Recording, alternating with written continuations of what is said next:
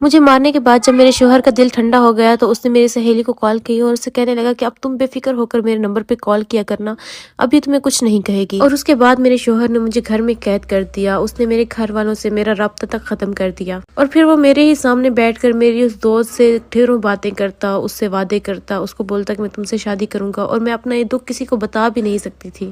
میں پرائے شہر میں بیٹھی تھی اور میرے گھر والوں سے کوئی رابطہ نہیں تھا۔ پھر ایک دن جب میرا شوہر کام پر گیا تو میں چھت پہ گئی اور وہاں پر میری پڑوسن سے میں نے موبائل لے کر میں نے اپنے بھائی کے نمبر پہ کال کی۔ میں نے اپنی امی سے بات کی اور ان کو بتایا سارا کچھ۔ میری امی نے مجھے بتایا کہ تمہاری وہ جو دوست تھی اس نے اپنے شوہر سے طلاق لے لی ہوئی ہے۔ میری امی کی یہ بات میں نے سنی تھی کہ میں نے اپنی زندگی کی آگے کی ساری کہانی کا نقشہ کھینچ لیا۔ میں اچھی طرح جانتی تھی کہ اب آگے کیا ہونے والا ہے، اور پھر وہی ہوا جس کا مجھے ڈر تھا۔ 2 مہینے بعد میرا شوہر مجھے کہہ کر گیا کہ میں گھر جا رہا ہوں، اور 3 دن بعد جب وہ واپس آیا تو اس کے ساتھ میری وہ دوست تھی جو کہ اب میری سوتن تھی۔ مجھے اپنے نصیب پر بہت رونا آیا، میں نے تو خوشیوں کے چند دن بھی نہیں دیکھے تھے، لیکن اس سب کے بعد جیسے میں بالکل خاموش سی ہو گئی۔ مجھے ایک صدمہ تھا، میں خاموشی سے اپنے گھر کا کام کرتی، میرا شوہر مجھ سے بات کرتا تو میں اس سے کوئی گلہ نہ کرتی، بلکہ اس کی بات کا بالکل ٹھیک جواب دے دیتی، بس کام کی بات کرنا اور اپنے آپ میں رہنا۔ پھر ایک دن میری پڑوسن میرے گھر آئی اور اس نے مجھے بولا کہ تمہارے گھر سے کال آئی تھی اور تمہارا بھائی تمہیں لینے آنا چاہ رہا ہے، لیکن پھر میں نے دل ہی دل میں فیصلہ کیا کہ میں اپنا گھر چھوڑ کر کہیں نہیں جاؤں گی۔ میں نے یہ شادی گھر بسانے کے لیے کی تھی، گھر اجاڑنے کے لیے نہیں۔